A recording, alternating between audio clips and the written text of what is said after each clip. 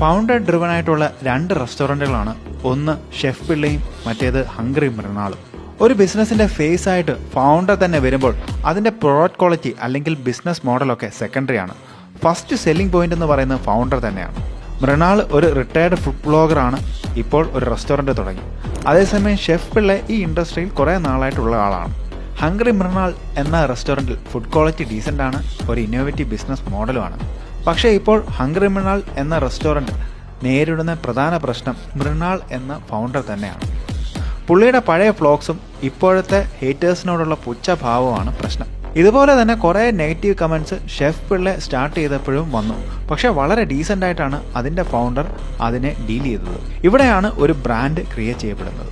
ഇതിൽ നിന്ന് എന്താണ് പഠിക്കേണ്ടത്? ഒന്ന്, നിങ്ങളൊരു ബിസിനസ് തുടങ്ങുകയാണ്, അതിൻ്റെ ഫേസ് ആയിട്ട് നിങ്ങൾ തന്നെയാണ് വരുന്നതെന്നുണ്ടെങ്കിൽ ബ്രാൻഡിങ് തുടങ്ങേണ്ടത് നിങ്ങളിൽ നിന്ന് തന്നെയാണ്. രണ്ടാമത്, നിങ്ങളൊരു ഇൻവെസ്റ്റർ ആണെന്നുണ്ടെങ്കിൽ, നിങ്ങൾ ഇൻവെസ്റ്റ് ചെയ്യുന്നത് ഒരു ഫൗണ്ടർ ഡ്രിവൻ ആയിട്ടുള്ള ബിസിനസ്സും ആണെന്നുണ്ടെങ്കിൽ അതിൻ്റെ പ്രോഡക്ട്സിനെ കുറിച്ച് പഠിക്കുന്നതിന് മുന്നേ തന്നെ അതിൻ്റെ ഫൗണ്ടറിനെ കുറിച്ച് പഠിക്കേണ്ടതുണ്ട്.